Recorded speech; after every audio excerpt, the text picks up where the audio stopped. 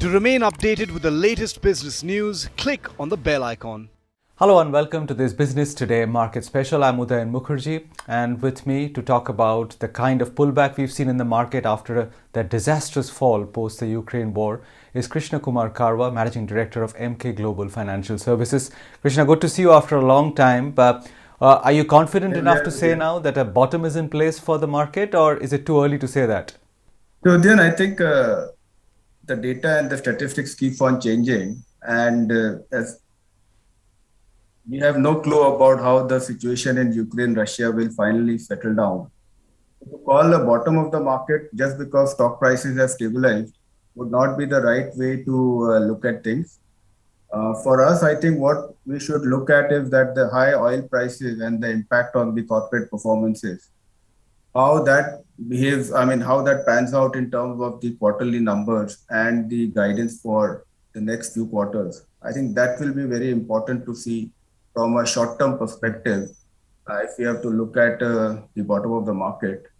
Apart from that, I think we have seen relentless selling from FPIs, and it is not only for India but for other emerging markets also. So far, we have seen that the domestic flows have been very robust, and which keeps able to absorb the relentless FPI outflows.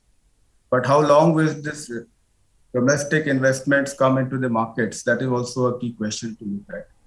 So to call that the market has bottomed out, yes, temporarily, yes, it looks like. But if you look deeper into the market, which means that, okay, the headline indices seem to have stabilized. But if you look at the overall the top 500 stocks, more than 60% of the stocks are quoting below their 200-day moving averages, which means that they have all entered into kind of bear territories. So I would be very circumspect before calling the bottom of the market. Let me rephrase the question, Krishna. Given the circumstances that you spoke about just now, I think should it be fair to assume that some things have changed for the market fundamentally too since the start of the year, and therefore it may be difficult for the market to reclaim its highs or strike out meaningful upside in the next few months? Yes, I think the yes, the market situation has completely changed.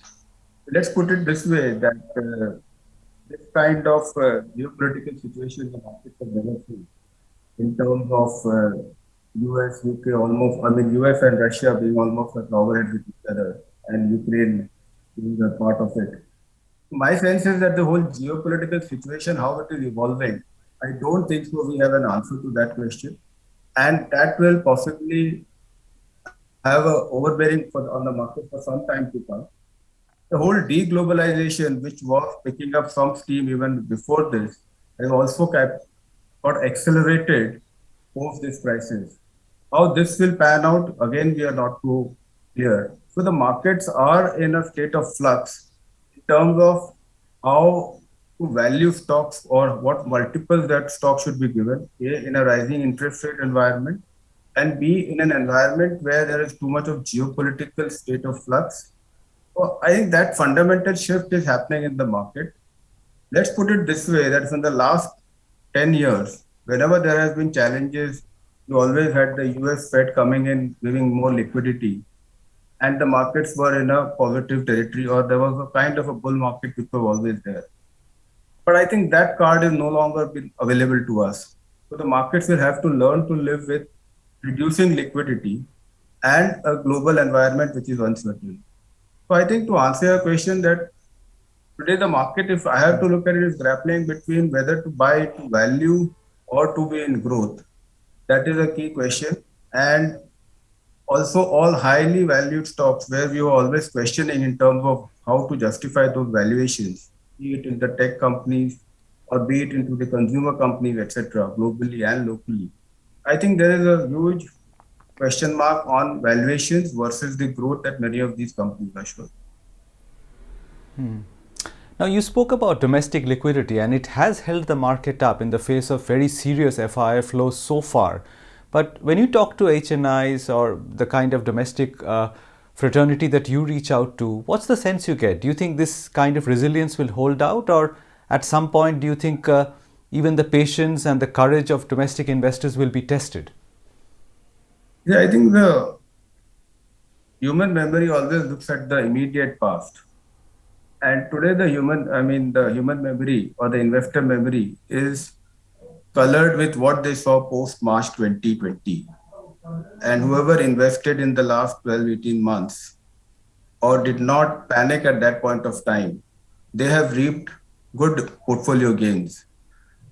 So that is one reason which makes investors feel that, okay, this crisis also, do we have an answer how it will unfold? Nobody has an answer to that. But hopefully solutions will be found and things will improve. So that is one thing which is holding at the back of the my investors.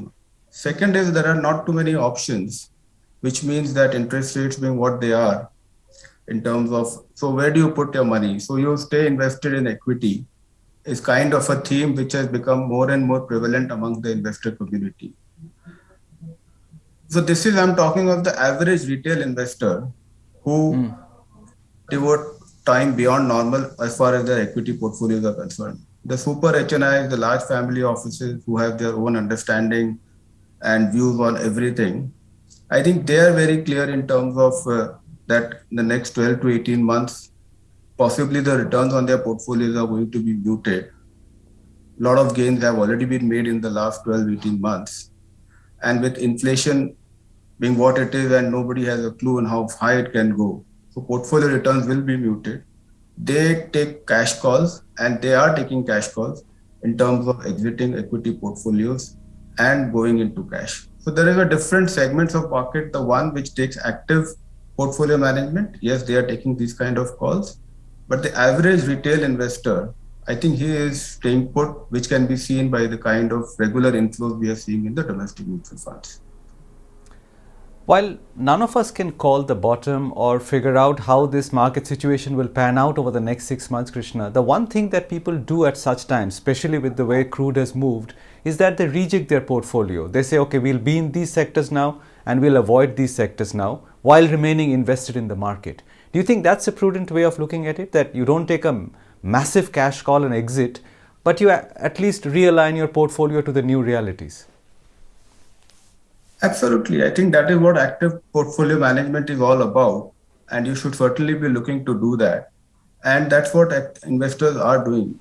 I think there what is happening is that sectors which are relatively underowned, they are showing a lot of resilience. And most of these sectors would be sectors which have not done well over the last so many years and where valuations are reasonable, namely sectors like your fossil fuels, your power, including metals. So these are some of the sectors where there has been a lot of under ownership and they are showing a lot of resilience and maybe possibly they could outperform even going forward. The next set of sectors which I believe can possibly do well would be sectors which would benefit out of, I think, the whole economic life going back to normal now post 2 years of COVID. So sectors like hotels and aviation, or even your exhibition theaters, those kind of sectors, they could possibly see a lot of investor interest. So I think yes, there is a lot of portfolio rejig which will happen, but the challenge is that in the over the last 5, 7, 8 years, we have all been so much. I think we have just stopped investing in commodity companies, and we just don't want to invest in cyclical companies. So possibly the ability to relearn and to take calls on those kind of sectors is becoming. That's an interesting point, Krishna, because it is commodities which has actually been the biggest beneficiary of this geopolitical turbulence, and it doesn't look like it will relent in the near term. But what would you recommend to investors in that space, whether it's metals or it's oil? What's the right way to play commodities now or commodity related stocks now? Yeah, I think it's very important that I think most of us would possibly have almost nil exposure to this sector. And I think it makes sense to have at least 10 to 15% of your portfolio exposure to the oil and gas sector, to coal, to power, and to metals. I think within metals, possibly I believe that non-ferrous should possibly give you much better returns. But even from the medium-term perspective, ferrous metals also should possibly give you decent returns. Another thing of which probably we never invested in was whole the defense sector. And with global situation being what it is, I would imagine that many of the defense companies also would possibly give you good opportunities to invest in. So I would imagine that wherever there is underinvestment or other portfolios are not focused on, those are the segments which one should be investing in. And because we are not so trained now in the last 8-10 years to put money into commodities, maybe start small. And what are the sectors in your eyes at this point in time to avoid completely? Because it cuts both ways. I mean, you spoke about some of the commodities sectors which will do well, but the consumers of many of these commodities have already started underperforming. We can see it in various sectors. So, in that light, which are the ones not to get into at this point in time? See, I think before we decide not to get into any sectors, I think we will have to look at the valuations of those sectors. And obviously, the fast moving consumer goods, that segment is facing a lot of headwind both on the demand side as well as on the input pressures. So the margins are also under pressure and they have been growing below par for the last few years, but the valuations are very rich. So that is one segment which obviously we feel that will continue to underperform. From a short-term perspective, maybe from the next 6 to 12 months perspective, you could possibly see even autos struggle because of high input prices and challenges on semiconductors. I mean, as far as four-wheelers are concerned or passenger vehicles are concerned, demand is not an issue. But yes, input prices have gone up and even production itself is a challenge. So maybe there could be some headwinds in that segment. And I think so that is one segment. And yes, cement is again struggling with high input prices. So maybe for a short term, they could possibly see some headwinds in terms of margin pressure, etc. So these are the obvious sectors which come to the mind as far as avoiding. I think every one of us are bullish on the financial markets or the financials, where possibly the balance sheets are the best for in long and credit growth is expected to pick up. But that's an overowned sector. So I would imagine that the returns that this sector should deliver would be below par because of the over ownership. And if inflation continues to be as strong as what it is, then and if credit growth doesn't pick up, then despite all the positives in terms of valuations and the opportunity, this sector could has underdelivered in the last 1 year, and maybe we are headed for one more year of underdelivery. You spoke about inflation, Krishna. Is RBI policy a bit of a wild card? Because so far the RBI has played along with what the market wants to hear, which is that we are going to be patient, we are not going to press the panic button or the accelerator on interest rates because growth is the bigger focus. But the way crude has behaved and the way inflation is stubbornly staying high, do you think it's a matter of time before the RBI too has to bite the bullet? And what repercussions could that have on the market?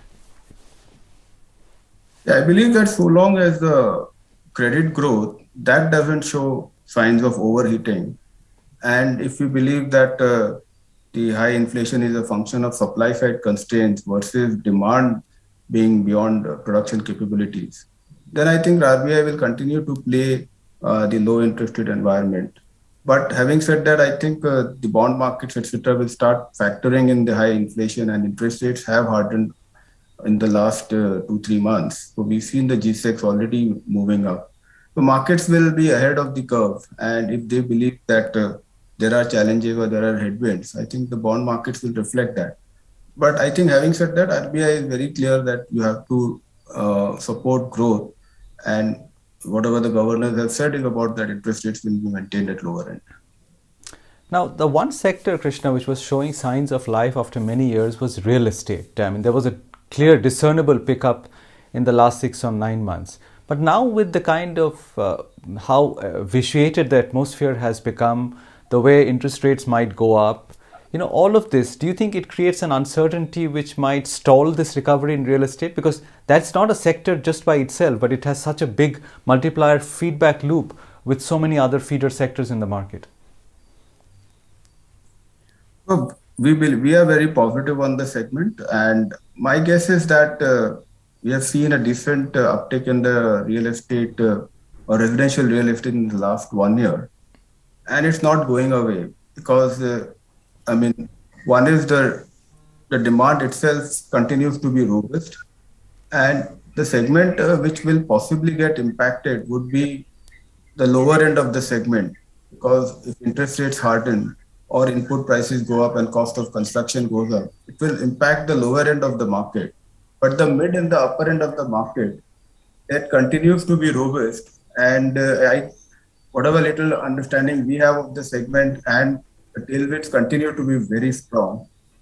Please, I mean, we may not want to hear that, but the fact remains that the upper end of this upper segment of the population, the upper middle class and the upper class, they have not been impacted in whatever has happened in the last 2 years. It is the lower end of the segment which has got impacted. And demand is driven by the robust organized sector employment opportunities and the way all mid-sized businesses have done very well in the last 2 years. My assessment is that we will continue to see a robust demand as far as the residential real estate is concerned. And now with malls and all also being 100% open, and also your commercial real estate occupancy is also reaching good levels, I think the real estate segment has many more legs to go. The other sector which has been hot for the last couple of years is specialty chemicals. Is it time to take a hard look at the portfolio of chemical stocks now in the light of how crude and some of the other intermediates have moved in the last couple of months? How are you assessing your chemicals portfolio now? I think many of the companies have already corrected from their peaks by 20, 30, 40%. Somewhere I think we went overboard on the sector in the last 1 year. And yes, there is an opportunity for growth of many of these companies, but I think we discounted it far too ahead.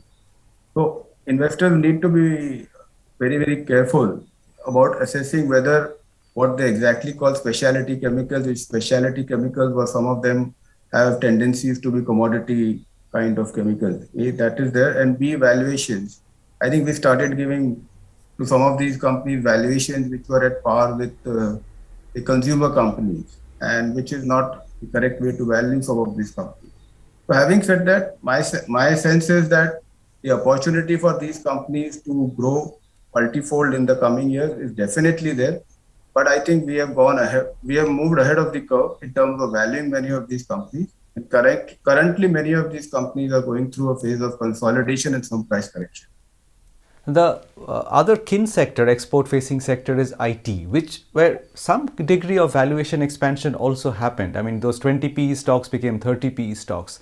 They have pulled back a bit in the last few months and then recovered again. But do you find enough valuation comfort to be overweight IT from here on relative to other sectors? So the tailwinds as far as the IT sector is concerned continues to be robust, as can be seen by the results declared by one of the global IT majors recently. The question is that whether the valuation justify what kind of returns can one expect. My take is that today to be invested in IT companies is a good defensive strategy. The earnings visibility is very strong. No doubt valuations are reasonable. But if you expect the inflation to be very strong and you expect the rupee to depreciate, then it's a good hedge against a good hedge, I mean, good way of investing. But my sense is that IT companies will not give you any great returns because A, they are richly valued and very well discovered. So it's more of a defensive position that you should be having. Can you expect average returns? Yes. But can you expect them to outperform the benchmark indices by a margin? Possibly no. So Krishna, net, how does it look like at this point in time? Does it look like, it's one of those years where having made a lot of money in the previous year, you can get a small down year and then the journey resumes in the following year? Could it be one of those passing kind of corrective years, or do you think there's a regime change going on? Because we often figure out only in hindsight when a bull market has tipped over into a bear market.